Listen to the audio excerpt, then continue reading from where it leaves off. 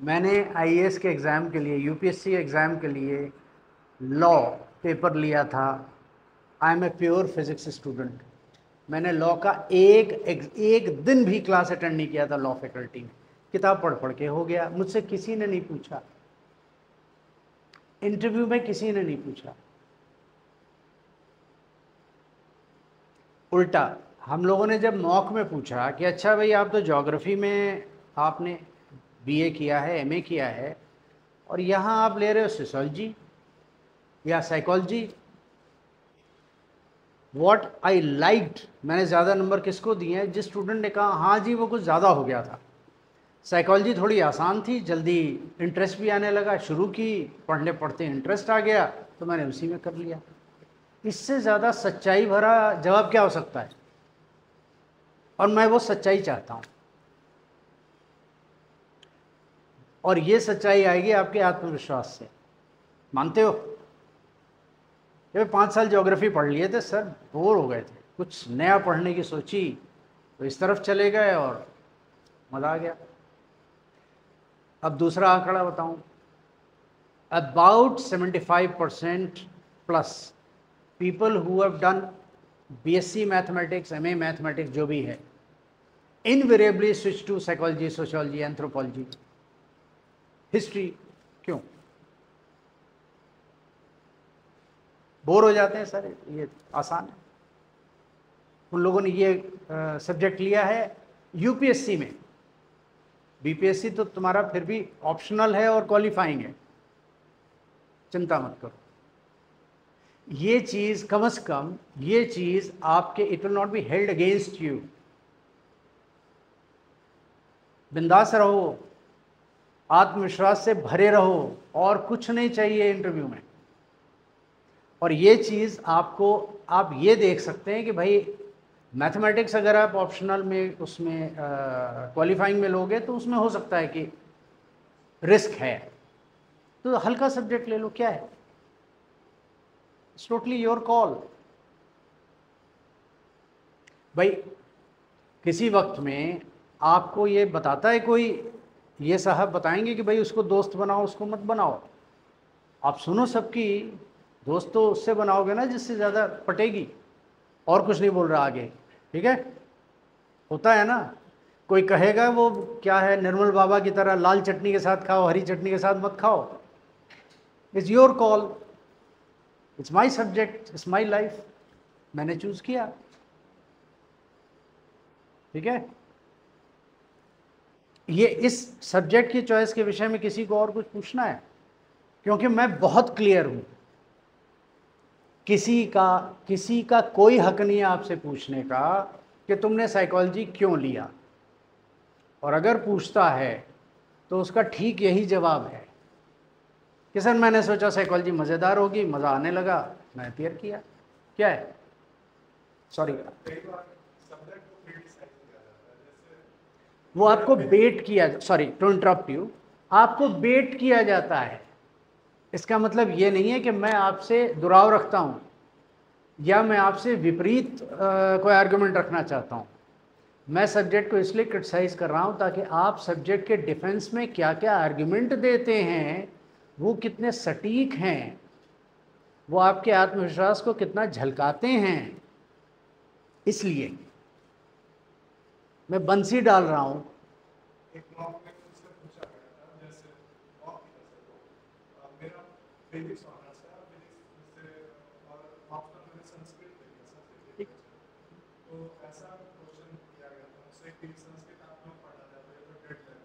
ठीक है,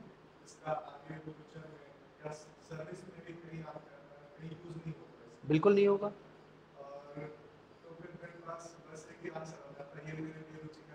बस उसके कारण आपके नंबर नहीं कटे हैं। आपके क्यों कटे हैं वो तो आप जाने। ये रुचि का विषय है। फिजिक्स पढ़ते पढ़ते अरे यार मैं बोर हो गया। मैं 5 साल बीएससी एमएससी किया, 1 साल मैंने सेंट स्टीफंस में पढ़ाया भी, पुराना लेक्चरर हूँ, मुझसे ज़्यादा बोर कौन होगा? But I took physics as my first option. 2 options होते थे ना उस वक्त में। फिजिक्स के साथ हर कोई साइकोलॉजी, सोशियोलॉजी, कोई बहुत जीवट वाला आदमी मैथ्स ले लेता था। तो हर कोई सोशियोलॉजी हल्का सब्जेक्ट, मैंने लॉ लिया, कोई बात नहीं। दे आस्क मी हाउ, पसंद आ गया, कोई टेंशन मत लो। तुम्हारे हिसाब से तो देखो Sanskrit it's a very unique thing कि फिजिक्स से आपने संस्कृत में जंप मारा। अब आप सोचिए क्या आप कह सकते हैं कि हाँ साहब, अगर आप वो नहीं नहीं नहीं हमारे इतनी पुरानी भाषा है, ये है वो उसमें जाओगे, that will become theoretical, you will sound not sincere. वो तो हम सबके लिए है, ये हिस्ट्री की हैं, वो ज्योग्राफी के हैं, वो इंग्लिश ऑनर्स के हैं, इनमें से कोई भी संस्कृत ले सकता है, perfectly all right, the same logic, वही बड़ी पुरानी भाषा है। लेकिन आपने जो जवाब दिया, as long as you are convinced here कि ये मैं इसके अलावा और कुछ नहीं, कुछ भी बोलूँगा तो सिंसियर नहीं होगा, से दैट। मैं खुद बता रहा हूँ 75% probably more lots of students जो साइंस इंजीनियरिंग, इनवेरिएबली हम लोग तो बल्कि इंटरव्यू बोर्ड में हंसते थे, एक और आ गए इंजीनियरिंग करके एंथ्रोपोलॉजी लेने, बट इट्स अंडरस्टैंडेबल। वह बच्चा 4 साल 6 साल खट रहा है इंजीनियरिंग में, उसके बाद अगर स्विच कर रहा है सोशियोलॉजी, हिस्ट्री, एंथ्रोपोलॉजी, ठीक है, परफेक्टली ऑल राइट। हम आपसे ये ज़रूर पूछेंगे, अच्छा एंथ्रोपोलॉजी में आपको कौन चीज़ इंटरेस्ट की, और अगर मैं संस्कृत के बारे में और पूछूंगा, अच्छा संस्कृत में आपको सबसे पहला, आपको सबसे ज़्यादा कौन कवि पसंद आए, कौन सी रचना पसंद आई, क्यों पसंद आई, उसके बारे में अगर आप जब जवाब नहीं दे पाए कन्विंसिंगली, भाई आप कह रहे हो रुचि है, तो रुचि को एक्सप्लेन करो ना भाई, जस्टिफाई करो, बी सिंसियर, राइट। ये है इसका तोड़। आपको बड़ी छोटी सी बात बताएं, बिल्कुल ईमानदारी से, मैं किसी भी एक इंस्टीट्यूट से तो जुड़ा नहीं हूँ, जामिया भी जाता हूँ, यहाँ भी बड़ी बड़ी तमाम जगह, उसमें मेरा भी विकास होता है, मैं भी सीखता हूँ आप सब लोगों से, और पुराना अध्यापक हूँ, रुचि भी है। लेकिन एक इंस्टीट्यूट ने बुलाया, पता चला वही 6 हमारे मित्रगण जो पिछले इंटरव्यू बोर्ड में किसी और एकेडमी के पैनल पे बैठे थे, आज इस पे एकेडमी पैनल पे बैठे हैं।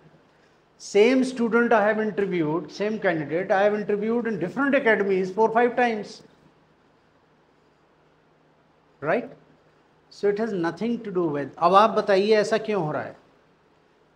ऐसा नहीं है कि सिर्फ हम 6 ज्ञानी लोग हैं, 500 होंगे, 500 में से 50 ऐसे होंगे जो कि इंटरेस्टेड हैं कि इंटरव्यू बोर्ड में बैठें, ठीक, मेंटोरिंग करें, राइट। इन मेंटोरिंग मैं पहले भी करता हूँ, बाद में भी करता हूँ, मुझे रुचि है, ठीक। 50 में से किसी वक्त में भी किसी एकेडमी में 10 लोग अवेलेबल हैं, जिसमें से 6 लोग आ गए, 5 लोग आ गए। आपको क्या मिलता है, सेम सेट ऑफ 4 पीपल, 4 के बाद 5वां कहीं और का आ गया, किसी और जगह गए तो 2 लोग बदल गए, यही होता है ना।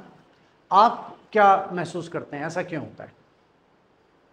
आपका आत्मविश्वास बढ़ता है अगर आप अलग अलग पैनल्स में, और हम लोगों का फॉर एग्जांपल ये हम लोगों की कोशिश रहती है कि अब आपका, मैं सपोजिंग आप आए, मैंने आपको कल किसी और जगह इंटरव्यू किया, आज यहाँ आ गया, 2 मेरे कलीग्स और हैं, 2-3 लोग हम वही हैं, तो हमें याद रहता हमने आपसे क्या क्या पूछा था, 2-3 चीज़ों में हमने आपको अटकाया था, आपको डिस्कशन के लिए प्रेरित किया था कि आओ भाई चलो, let us do some friendly boxing, ठीक। कुछ आपने तगड़ी बातें की, कुछ हमने तगड़ी बातें की, बताओ आप तो ऐसा कह रहे थे, लेकिन हकीकत तो ये होता है ना। उस डिबेट के बाद मैं आपको दूसरे डिबेट में किसी और सब्जेक्ट में फंसाऊंगा, पहले ईरान की बात कर रहा था, अब इंडोनेशिया की बात करूंगा, ताकि आप में ये चीज़ आत्मविश्वास बढ़ता जाए कि आपने अगर 4-5 बार इंटरव्यू मॉक सेशंस कर लिए हैं, तो आप छठा करें या 50वां करें, आपको वैल्यू एडिशन नहीं है। और अगर आपका एक बार मालूम आपको चल गया कि हाँ भाई मैं इस लेवल पे हूँ, तो उसके बाद कई ऐसे हैं जो यहीं के यहीं रहते हैं 6 बार भी, तो उनको एक तरह से हम इनकरेज करते हैं कि बेटा तुम घर जाके अब सिर्फ पढ़ाई करो, क्योंकि मालूम है यार वो बियॉन्ड ए पॉइंट नहीं जा पाएगा, ऐसे हैं, राइट। अब ये आप बताइए कि हर सब्सिक्वेंट इंटरव्यू में क्या आपके पास एक डेल्टा प्लस वाली चीज़ जो है ना, वैल्यूडेशन हो रहा है या नहीं? हर बार इंटरव्यू के बाद कॉन्फिडेंस बढ़ता है और आपको ये पता चलता है कि पिछली बार ये 10 सवाल पूछे गए, अब ये 10 भी हो सकते हैं, अब ये 10 भी हो सकते हैं। आपके पास 50 क्वेश्चंस का डेटा बैंक तो हो गया ना, और वो 50 सवाल सामयिक हैं, ज़्यादातर न्यूज़पेपर से पूछा जाता है, इज़न्ट इट? आसपास जो कुछ हो रहा है पिछले 4-5 महीने में वो पूछा जाता है। इंटरनेशनल पॉलिटिक्स, इंटरनेशनल स्ट्रैटेजी, कानून, विधि, सम करंट अफेयर्स, ये वो हो रहे हैं। सो आपको मालूम चलता है कि भाई 5-1 से गुजर लिए तो आपके बाय एंड लार्ज काफ़ी टॉपिक्स कवर हो गए।